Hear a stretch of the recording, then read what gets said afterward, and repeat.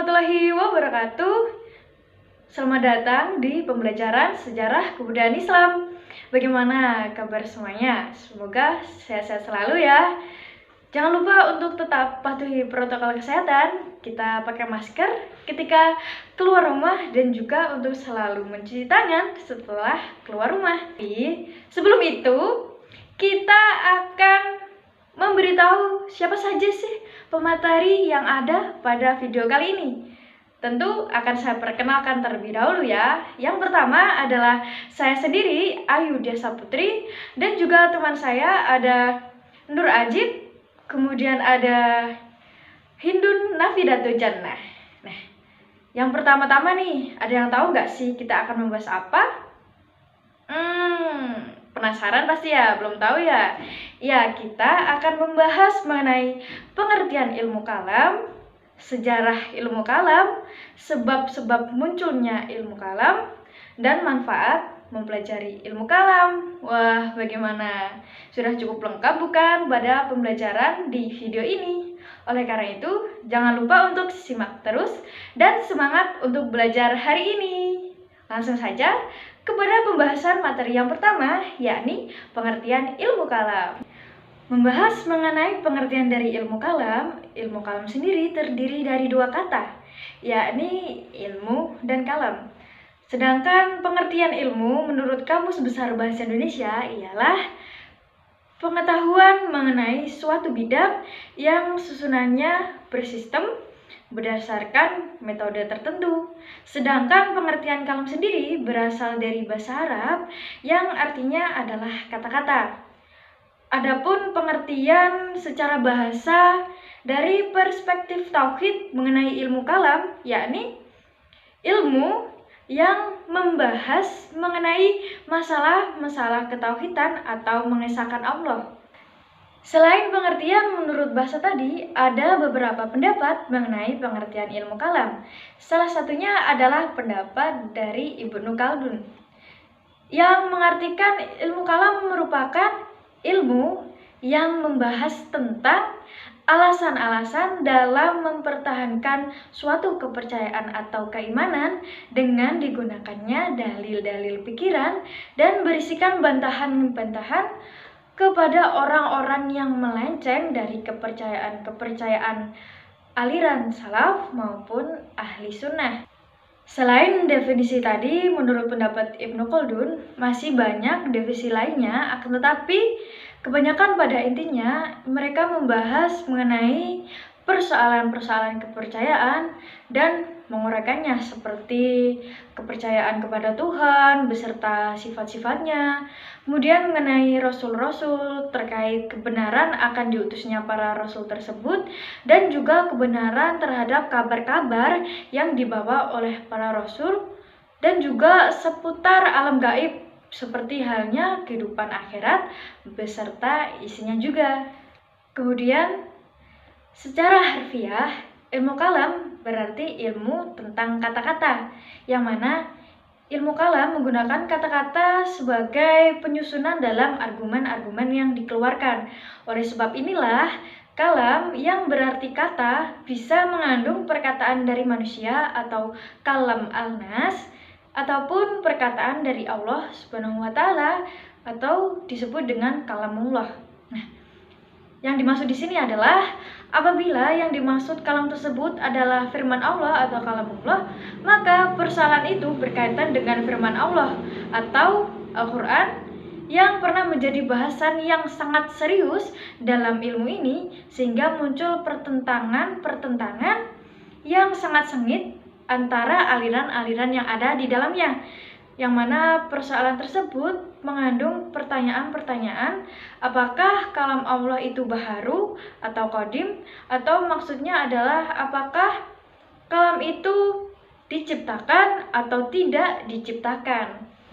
Kemudian apabila kalam itu merupakan perkataan dari manusia, maka dalam ini menggunakan logika atau mantik dalam menyampaikan kata-kata yang penuh argumen serta rasional. Dan juga tujuannya adalah memperkuat dari adanya dalil-dalil nakli, yakni Al-Quran dan hadis. Dan juga untuk membedakan ilmu ini dari ilmu disiplin yang lain, maka disebutlah sebagai ilmu kalam.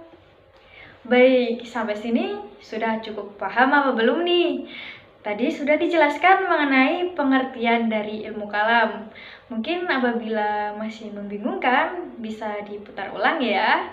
Selanjutnya, ada yang tahu kita akan membahas tentang apa lagi setelah pengertian ilmu kalam? Ada yang tanya, apa ya? Oh, nama lain dari ilmu kalam. Ya, ada beberapa nama lain dari ilmu kalam nih.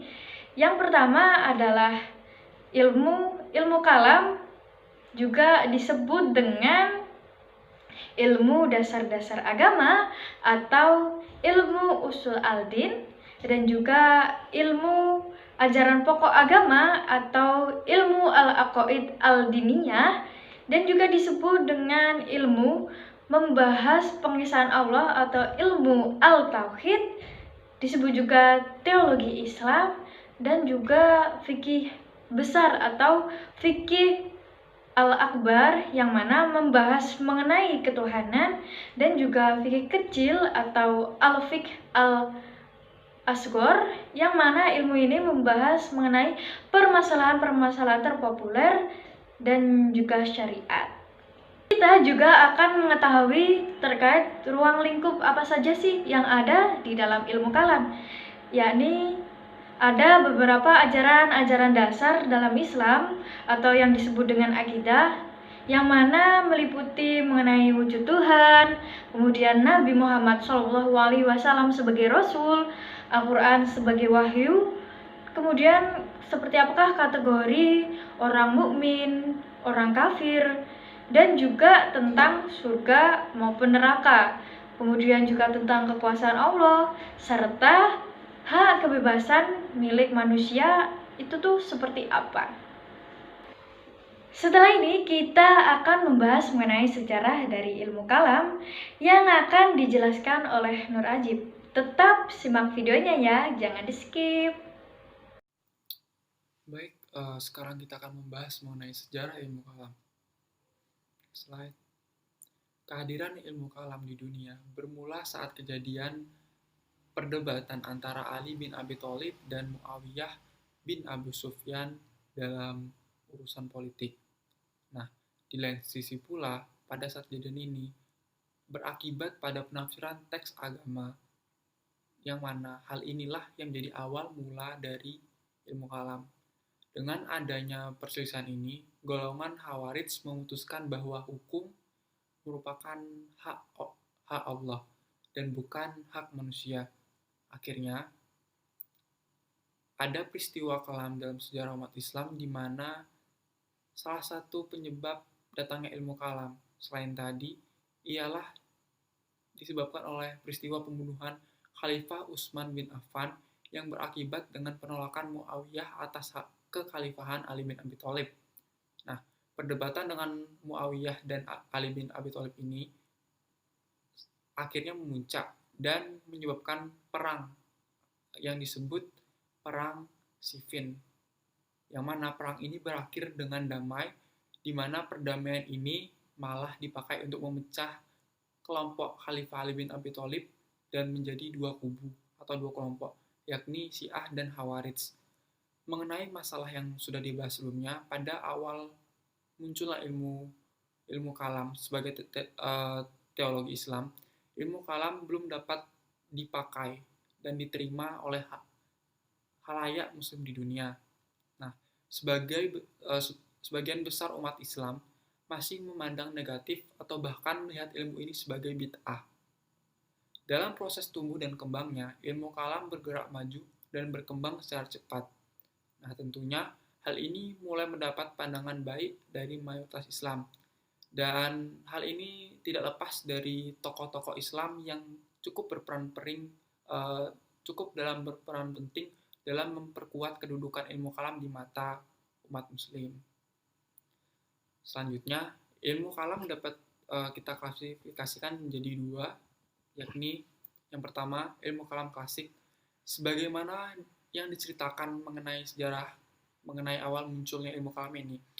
proses perjalanan ilmu kalam klasik berjalan dalam situasi dan juga bentuk atas jawaban dari kisruh politik yang diakibatkan oleh peristiwa pembunuhan Utsman bin Affan yang dibunuh pada sekitar tahun 656 Masehi, yang mana sekitar 5 tahun kemudian terjadi pembunuhan kembali, yang mana korban kali ini ialah Ali bin Abi Thalib pada tanggal 17 Ramadan 40 Hijriah atau 661 Masehi. Namun persoalan langsung muncul untuk pertama kalinya, dan persoalan tersebut berhubung dengan masalah politik mengenai pembunuhan yang terjadi kepada khalifah-khalifah pada masa tersebut, seperti pembunuhan Ali bin Abi Thalib dan Utsman bin Affan tadi. Nah, lalu timbul perdebatan, apakah yang telah mereka lakukan dalam artian kejahatan pembunuhan, apakah dapat disebut sebagai kafir atau tetap sebagai seorang muslim. Nah, kemudian gagasan atau pendapat-pendapat tersebut akan dibantu oleh ilmu kalam, sehingga dapat menghasilkan pendapat yang bersifat deduktif atau spekulatif, di mana pada awalnya pendapat ini hanya terdapat sifat metafisik atau normatif. Nah, dikutip dari salah satu ahli yakni Mustafa, baginya terdapat pelajaran penting dalam Al-Quran yang berkaitan dengan aliran pemikiran ilmu kalam klasik. Dan ini pula yang menjadi bahan acuan para filsafat di Yunani, yang berguna sebagai sumbangan ilmu dan memperluas pengetahuan para pelajar. Nah, menurut beliau, bahwa kalam filsafat dialekta Yunani hanya sebagai alat pertahanan pandangan ortodoks dalam Islam. Selain itu pula, ada salah satu cendekiawan muslim yakni Al-Ghazali menjelaskan bahwasanya ilmu kalam ini tidak dapat mengantarkan manusia mendekati Tuhan, sebagaimana dalam salah satu karya tulisannya berjudul Al-Ijam Al-Awam Al-Kalam. Nah, ini Al-Ghazali berpendapat bahwasannya beliau ini cenderung menentang ilmu kalam, terutama gaya penalarannya yang berbelit-belit yang dapat membawa dampak negatif bagi masyarakat luas, berupa kebingungan. Nah, di dalam era modern ini, nampaknya kita harus menerima kenyataan bahwasannya sisi sosiologis mayoritas umat Islam sudah mengalami kondisi terbelakang selama beberapa tahun ini. Ini salah satu akibatnya ialah timbulnya rasa kurang percaya diri dalam bersaing dengan kekuatan peradaban Barat. Namun, di lain sisi, hal inilah yang membuat keadaan terpuruk ini menjadi sebuah motivasi pada cendekiawan Muslim untuk kembali berkontribusi lebih, melakukan pembaruan, tentunya dalam pemikiran kalam. Hal tersebut nampaknya perlu atau harus dilakukan secara konsisten, mengingat pembaruan cukup penting dalam strategis peran yang dipikul oleh pemikir kalam modern, yang mana perlu diketahui ilmu kalam perlu adanya perubahan yang dapat mengikuti arus perkembangan pada era modern ini. Pemikiran kalam sudah seharusnya bergaul dengan ilmu filsafat modern. Nah, di sisi terlihat kalau hasil pemikiran salah satu ahli, yakni yang digagas oleh Hasan Hanafi, tidak lagi dijadikan sebagai media apologis dimensi kelangitan, namun ditunjukkan mengenai bagaimana kalam mampu untuk berdialog dengan realitas, dengan manusia yang kontemporer. Nah, ada lagi salah satu ahli yang merumuskan 3 dasar masalah dalam pemikiran kalam, yakni yang pertama, membahas tentang hubungan akal dan wahyu yang saling memiliki kaitan. Kedua, mengenai esensitas agama, sebuah kepercayaan. Dan yang ketiga, sifat keberagaman yang muncul dalam simpati seseorang terhadap kelompok yang berada di bawahnya. Nah, dasar-dasar tersebutlah yang nampaknya melandasi rekonstruksi dan pembangunan ulang teologi atau kalam sesuai dalam buku yang ditulis tadi berjudul Islam dan Teologi tahun 1990. Nah, Ada lagi berpendapat bahwa teologi klasik berfokus terhadap masalah-masalah yang bersifat abstrak dan elitis, di mana ilmu kalam hanya berhubungan dengan metafisik, akan cukup susah untuk berubah tanpa adanya penyebab yang jelas. Karena pada dasarnya suatu ilmu akan selalu berkembang dan terus rekonstruksi dalam kurun waktu tertentu. Bagaimana sampai sini udah cukup menambah belum pengetahuannya? Karena setelah ini kita akan membahas mengenai sebab-sebab dari munculnya ilmu kalam dan juga manfaat dari ilmu kalam, yakni pembahasan yang terakhir yang akan dijelaskan oleh Hindun Hafidatu Jannah. Yang selanjutnya yaitu sebab-sebab munculnya atau berdirinya ilmu kalam, yang mana dalam hal ini Imam Ahmad Hanafi menjelaskan adapun beberapa faktor yang mempengaruhi kemunculan ilmu kalam, yang mana setidaknya dapat diklasifikasikan ke dalam dua faktor penyebab.